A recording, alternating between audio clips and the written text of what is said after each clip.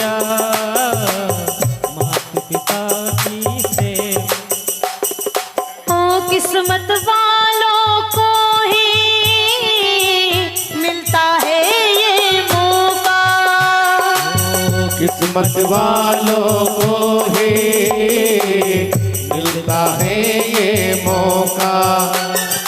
जन्नत का द्वार खुल जाएगा, का द्वार खुल जाएगा, तेरा किया आगे आएगा, तेरा किया आगे आएगा। सुख दुख है क्या फल जीवन का, जैसी करनी वैसी भरनी, जैसी करनी वैसी भरनी, जैसी करनी वैसी भरनी, जैसी करनी वैसी भरनी। जो बोएगा वही पाएगा, जो बोएगा वही पाएगा, तेरा किया आगे आएगा, तेरा किया आगे आएगा। सुख दुख है क्या फल जीवन का, जैसी करनी वैसी भरनी, जैसी करनी वैसी भरनी, जैसी करनी वैसी भरनी, जैसी करनी वैसी जैसी करनी वैसी भरनी, जैसी करनी वैसी भरनी। जैसा करोगे वैसा का वैसा ही मिलेगा। जितना हो सके अच्छा कर लो। तुम अपने माँ बाप को संभालो तो तुमको अपने बच्चे अपने आप संभाल लेंगे।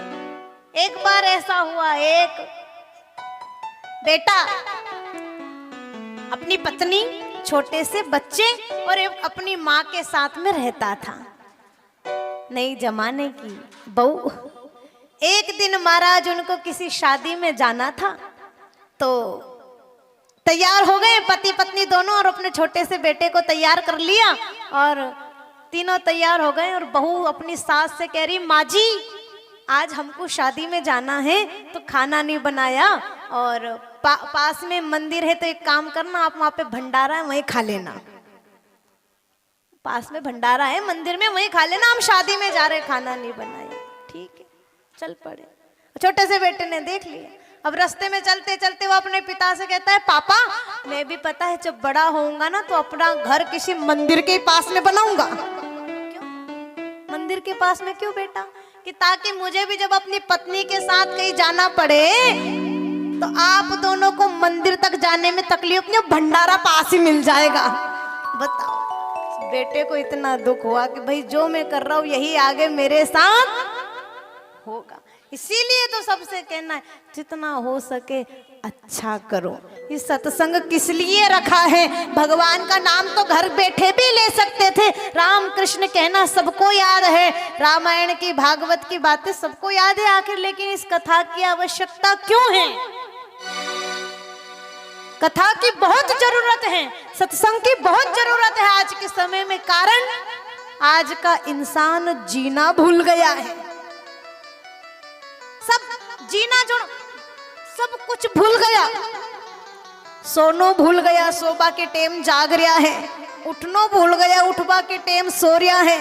खानो भूल गया, चप्पल पहने खड़े खड़े घूम घूम के खा रहा यहाँ से वहां, जबकि बिना आसन के तो भोजन और भजन दो ही बेकार है। तुम्हारे नियम है इस प्रकार आसन लगा के भजन होते और उसी प्रकार आसन लगा के भोजन होता है, पर भूल गया। खाना पीने ही भूल गया, कैसे खा रहे हैं, क्या रह रहे हैं, पहनना ओढ़ना भूल गए हैं। ऐसा कपड़ा पहरे भी उनसे नमा ही नहीं। राम जी का यहाँ धो के नहीं दे रहे, थोड़ा कपड़ा ऐसा है भैया। सब चीजें बदलती जा रही है, जीवन ही भूल गए कैसे जीना है। इसीलिए कथा की जरूरत है, क्योंकि सत्संग में बैठे बैठे हम खुद में ही खुद को खोजेंगे। सत्संग में बैठे बैठे हम खुद में ही खुद को खोजेंगे, और जीना तो हमको आ जाए, मरने की फिर सोचेंगे, पहले जिंदगी को जीना तो सीख ले। कई सारे लोग बोले कि मोक्ष मिले, मुक्ति मिले, मुक्ति की गारंटी नहीं लूं, पर कम से कम तुम जीना तो सीख जाओ, उतने में कथा सफल हो जाएगी। और भगत भी नहीं बनो। कई लोग की कथा में जाओ तो भगत बनो, ज्ञानी बनो, ध्यानी बनो। मैं तो यूं भी नहीं बोलूं कि आप भगत बनो, ज्ञानी बनो, ध्यानी बनो, कुछ भी मत बनो।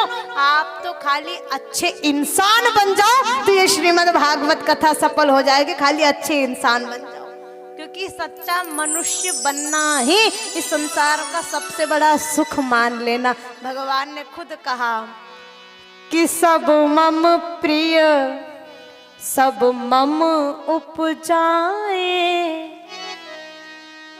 सब ते अधिक मनुष्य मोहे भाए। भगवान ने क्या कहा?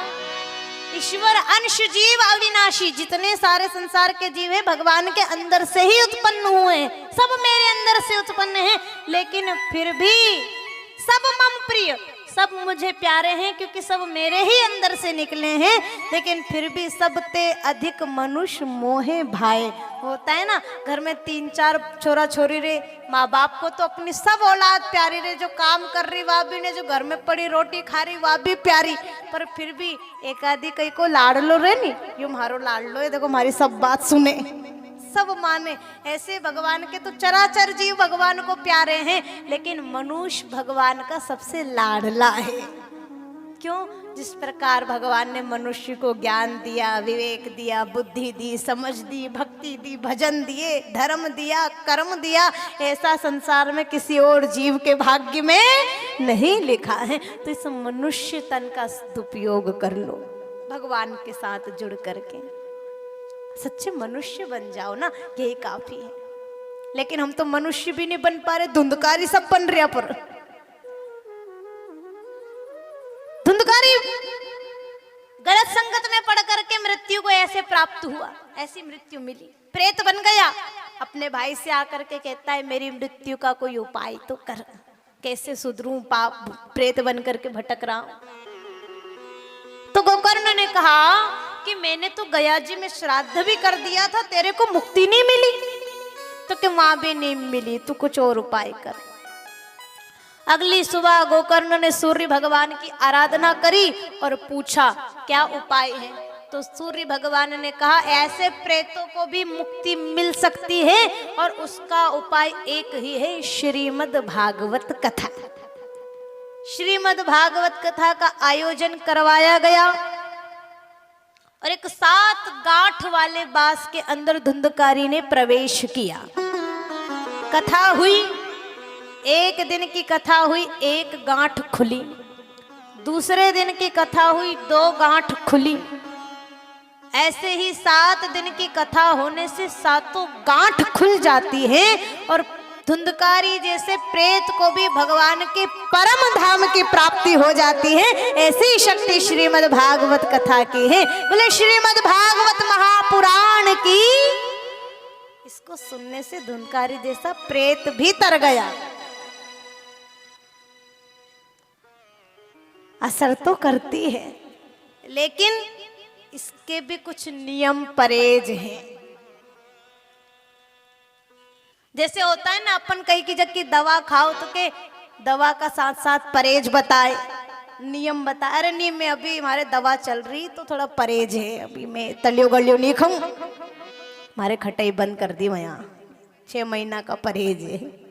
जब दवा असर करे और मानो खूब दवा खाओ और परहेज बिगड़ गया तो कहीं फायदो करे नहीं करे। अरे हमारा परहेज बिगड़ गया था।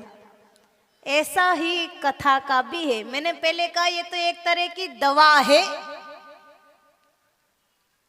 लेकिन ये दवा भी कब असर करे, जब इसके भी नियम परहेज मानो। नहीं चिंता मत करो, ये मैं खटाई बंद नहीं कर रहा, इसमें तो खूब खाओ पियो, लेकिन इसके परहेज क्या हैं सुनो। कथा के परहेज नियम, जब तक भगवान की कथा चले, आप कथा सुन रहे हो तो सबसे पहला अपने खान पान का विशेष ध्यान रखें। किसी भी प्रकार का गलत खान पान अपने द्वारा नहीं होना चाहिए। खान पान का ध्यान रखें। अपने आचार विचार का थोड़ा ध्यान रखें। नियम संयम का थोड़ा पालन करें। तीसरा, बोली चाली को भी ध्यान रखजो। थोड़ो जुबान पे काबू। कई सारा के देखो भी 3 घंटा तो राम राम करे न, यहां से उठ के घर जाते दमादम। काई की कथा, ये कोई कथा है? अने फिर लोग बदनाम और करके यो ही असर लेके ही कथा में जाके यो ही सीख के आई। तो देख जो कोई हमारी कथा का बारे में कहीं को सुनी कह दे। तो थोड़ो बोली चाली को भी ध्यान रखो। सबसे थोड़ा प्रेम से बोलो, मीठा बोलो, अच्छा बोलने की कोशिश करो। और नहीं बुला रहे हो तो थोड़ा चुप रहने लग जाओ, मौन रहने लग जाओ। क्यों?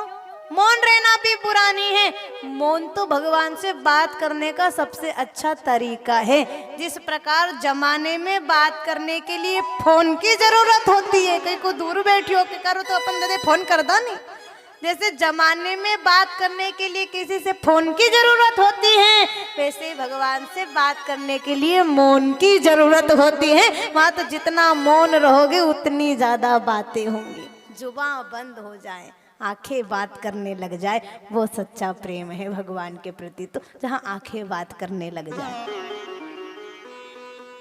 और दोनों में फर्क भी है। फोन से बात करने पर तो बिल देना पड़ता है, बैलेंस नहीं डलवाओ। फोन से बात करने पर तो बिल देना पड़ता है, लेकिन भगवान से बात करने पर हमें हमारा दिल देना पड़ता है। अपना हृदय भगवान के चरणों में अर्पित कर दो तो आनंद ज्यादा हो। तो इस अच्छा आगे फोटो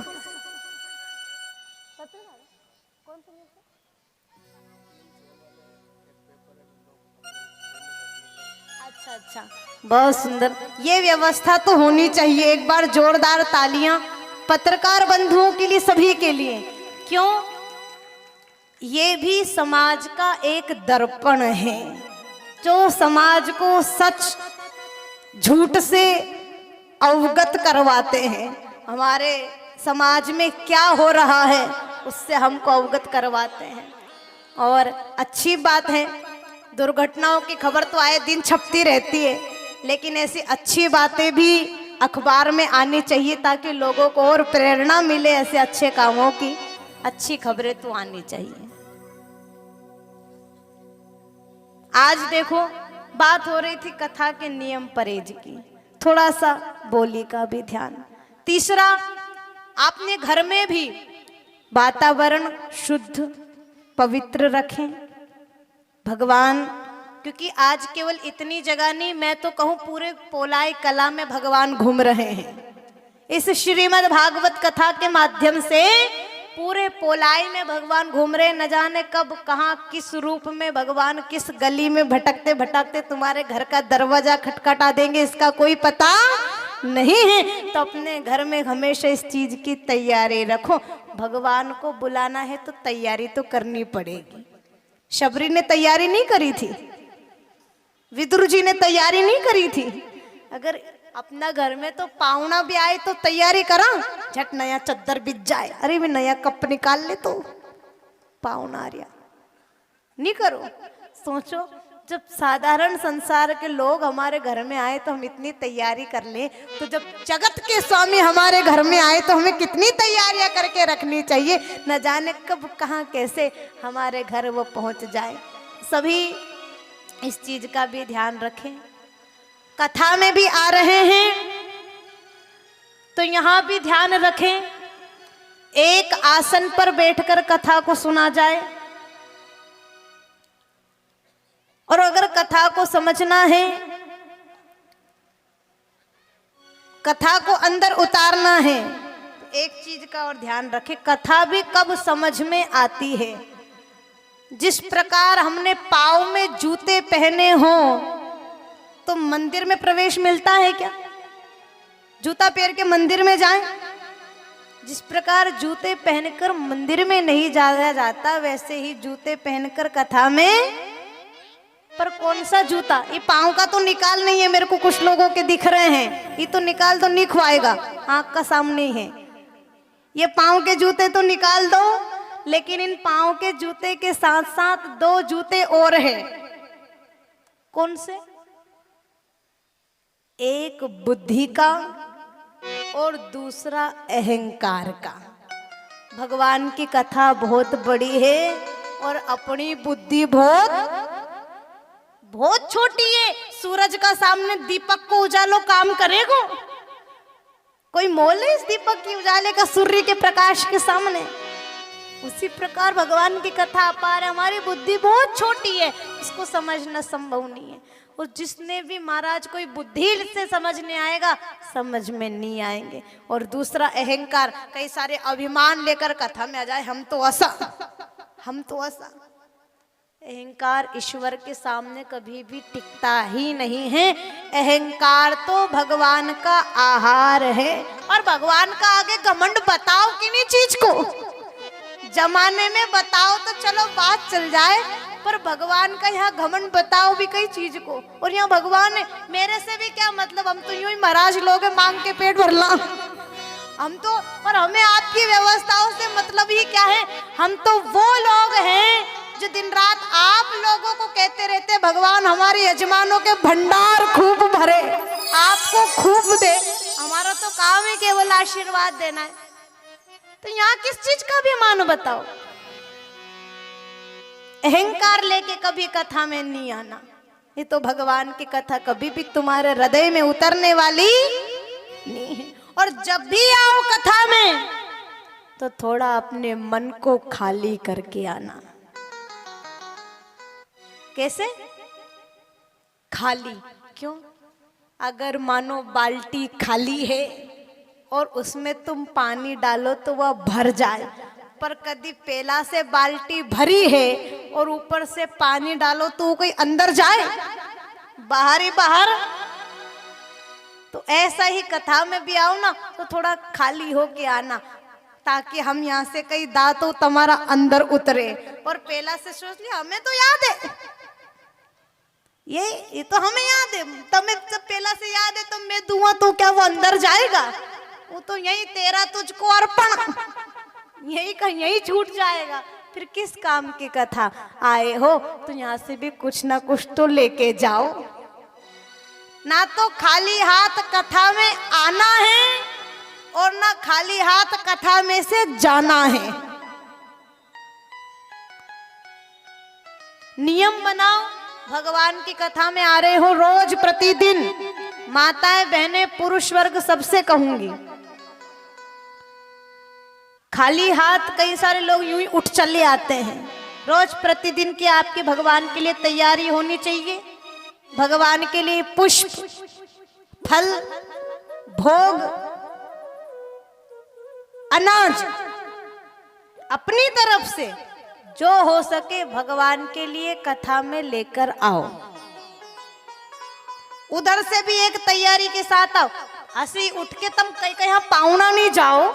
तुमको एक दिन के लिए पाहुना जाना रहे तो पहला से बैग जमा पर लग जाओ। अरे पाहुना जानो है भैया, क्यों? जमाने में तुम किसी के यहाँ जाते हो, छोटा मोटा मनक का घर जाओ तो 3 दिन पहला से बैग जमाओ। और भगवान का यहाँ आना रहे तो यूं ही उठ के चल दो घर से। यहाँ की कोई तैयारी नहीं है क्या?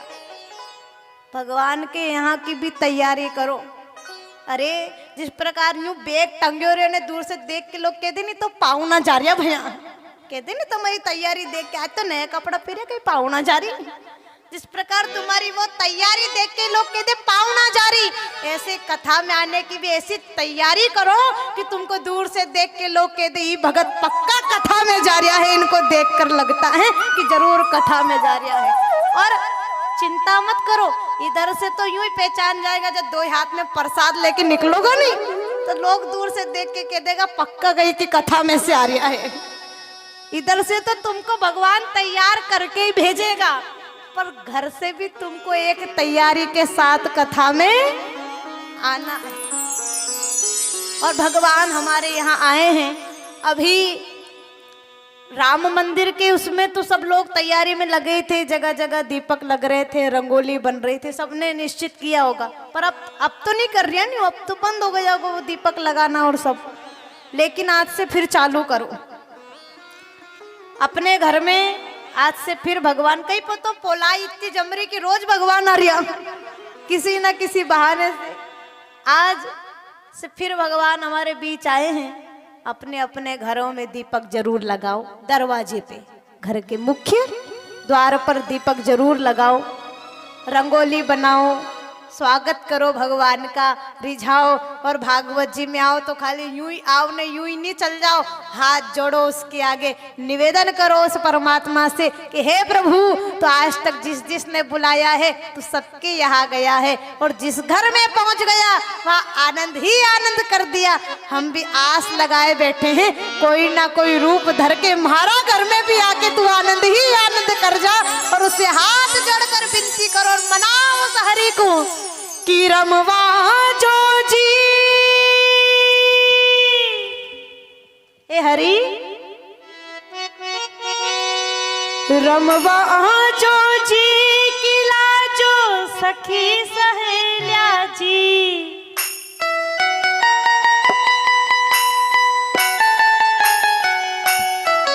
ओम्हारा बाल गोविंदा जी, तुम्हारा घर रमवा आजो जी। और ठाकुर छबीला जी के मन घर रमवा आजो जी, तुम्हारा बाल गोविंदा जी, तुम्हारा घर रमवा आजो जी। और ठाकुर तुम्हारा घर रमवा आजो जी। जय हो।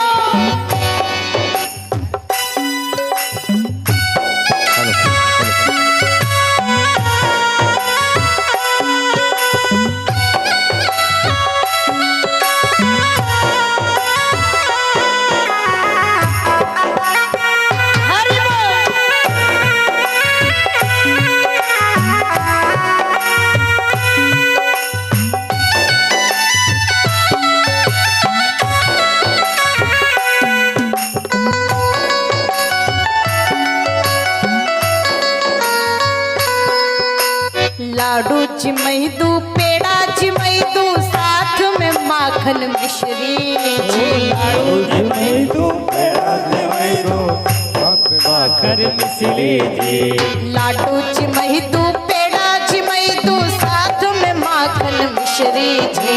लाडू चिमई दू, पेड़ा चिमई दू, साथ में माखन मिश्री जी। तुम्हारा मन में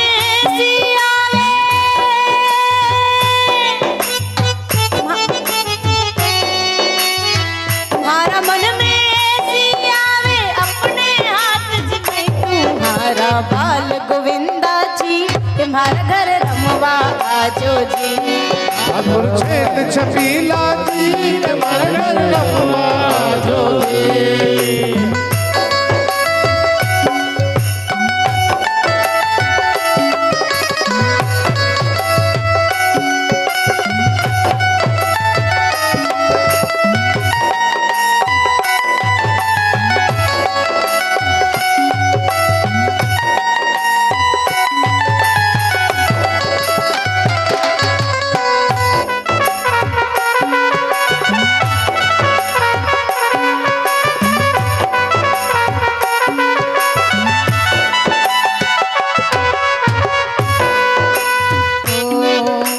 हाथ धुलई दू, पाँव धुलई दू, और धुलऊं थारो मुंडल जी। हाथ धुलई दू, पाँव धुलई दू, और धुलऊं थार पगल्या जी।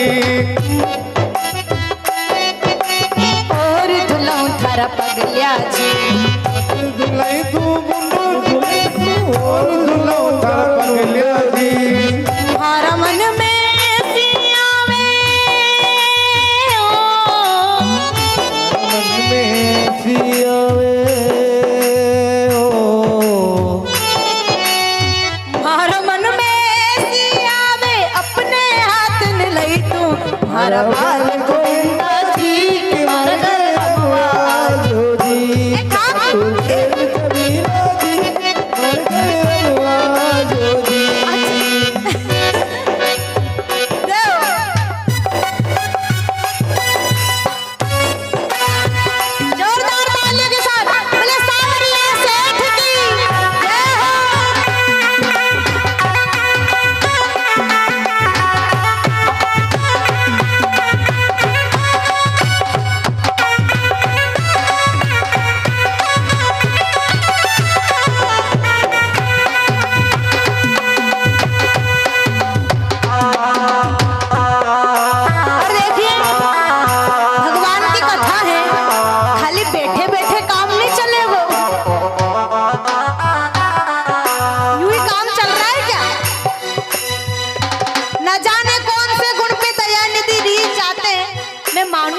बहुत अच्छो गाओ, पर वो काम मैं भी कर रही, पर जो मैं नहीं कर पा रही वो आप कर लो। भगवान के भजन है, इसमें तो यूं ही खड़े होकर झूमकर आनंद ले ले। पगरावत से आए हैं, यूं खाली यूं ही मत करो। माताएं बहनें भी भगवान के भजन में झूमकर आनंद लेते हुए बोले सांवरिया सेठ की जय हो।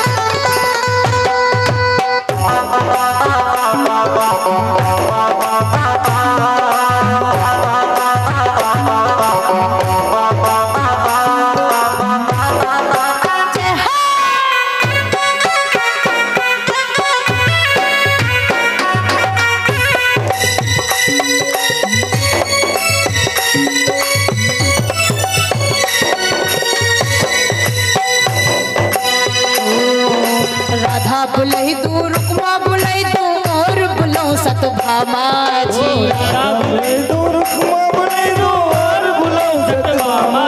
अरे राधा बुलाई तू रुकमा बुलाई तू और बुलाऊं सतभामा जी।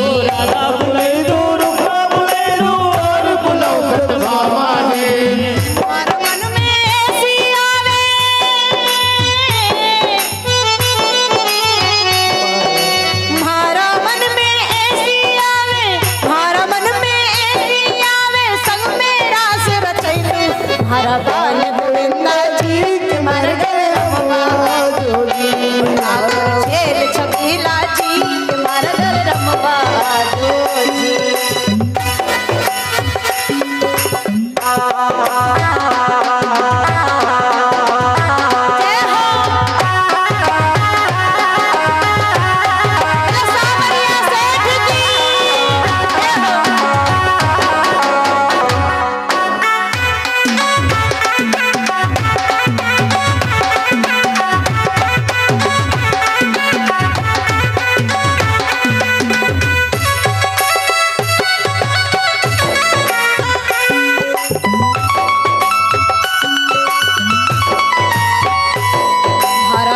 गोविंदा जी के मार घर रमवा आजो जी। ठाकुर झेल छबीला जी के मार घर रमवा आजो जी। मारा बाल गोविंदा जी के मार घर रमवा आजो जी। ठाकुर झेल छबीला जी के मार घर रमवा आजो जी। हमारा घर रमवा आजो जी। हमारा घर रमवा आजो जी। बोले कृष्ण कन्हैया लाल की जय जय श्री। इतनी धीरे नहीं, थोड़ा हाथ उठना चाहिए। भगवान का नाम पे खड़ा तो हो रहा, धीरे धीरे मैं मानू पहला दिन ने थोड़ा असर आए गौतम पे, पर मिल करके जरा उठाओ सीधे सीधे हाथ और जोरदार जयकारा। बोले बाकी बिहारी लाल की जय। थोड़ा लगना चाहिए ना भगवान का भगत बैठिया यहाँ।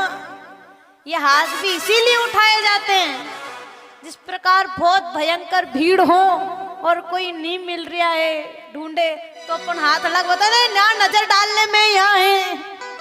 हाथ हिलाते नहीं अपन, हाथ उठा बता रहे यहाँ है, देख ले। ऐसा ही जमाने में भीड़ बहुत है और भगवान की नजर घूम रही है। अब भीड़ में अपन यहाँ वहाँ गायब नहीं हो जाए, इसलिए हाथ उठा के भगवान को बताते देख ले हम यहाँ हैं, तेरी नजर एक बार हम पे पड़ जाए। और उसकी दया की दृष्टि एक बार जिस पर पड़ जाती है उसके तो वारे न्यारे हो जाते महाराज। उसके कहने ही क्या है फिर, चार खूट आनंद। किसी चीज की परवाह वो करते ही नहीं, जिसका प्रेम भगवान से हो जाता है।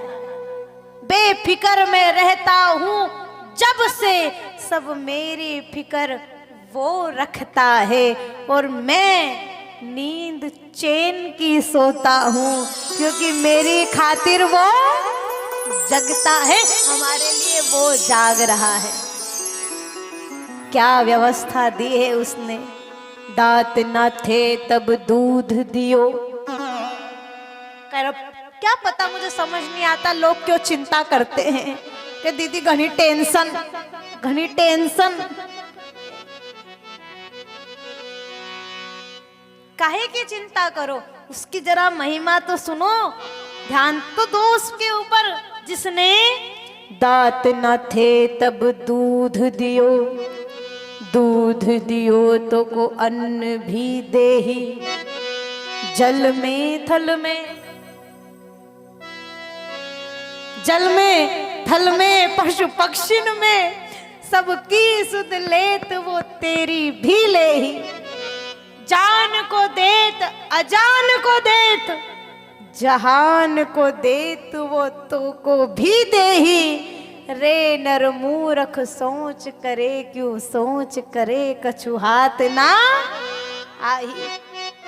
उसको पता है जब पैदा हुए थे तो तुमने की थी भगवान हमारा तो यो दे ऊ दे, किसी ने मांगा नहीं।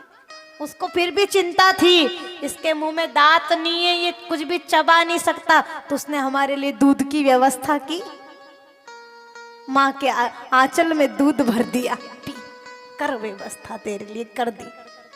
जिसने दूध की व्यवस्था कर दी वो रोटी भी तो देगा।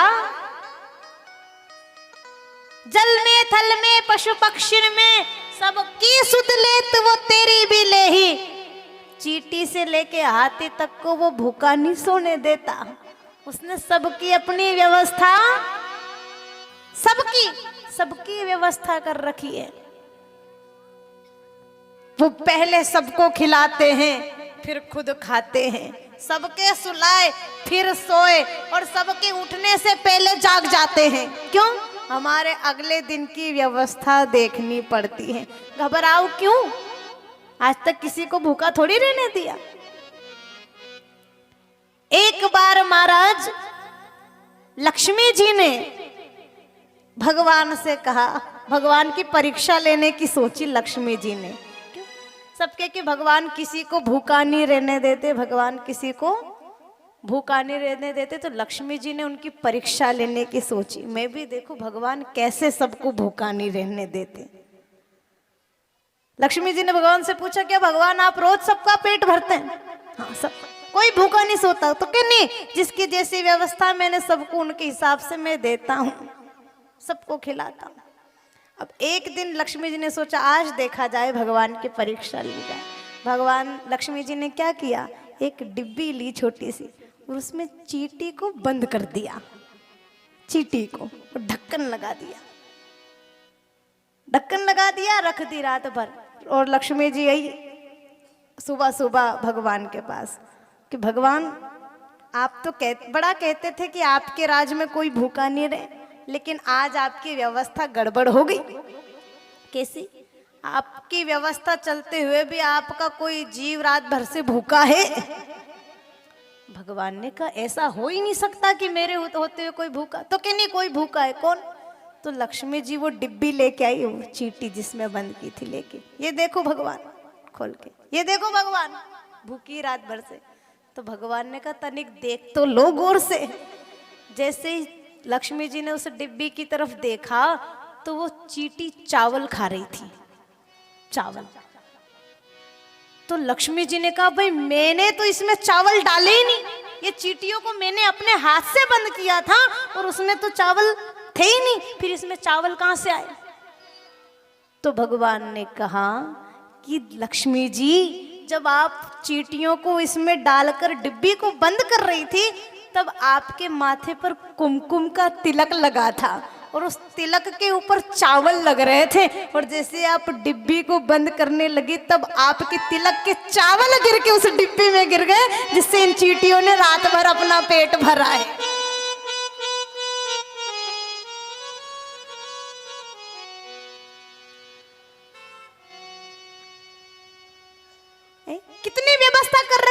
क्यों परवाह करते? उस परमात्मा ने हमको तन भी दिया, मन भी दिया और धन दिया हमें, अमन चमन वतन दिया, जीवन दिया हमें, धिक्कार है जो प्रेम का। हमको धिक्कार है फिर भी इतना सब देने पर भी, धिक्कार है जो प्रेम का, जीवन नगर जिया नहीं, दाता तेरे दरबार से खाली कोई गया नहीं, जितना दिया है आपने किसी और ने दिया नहीं, दिया है आपने किसी और ने दिया नहीं, आता तेरे दर। शिकायतें खूब की है भगवान से, ये नहीं दिया, वो नहीं दिया, ये नहीं किया, वो नहीं किया। आज उसको धन्यवाद देने का दिन है। याद करें मन में उस परमात्मा ने हमको क्या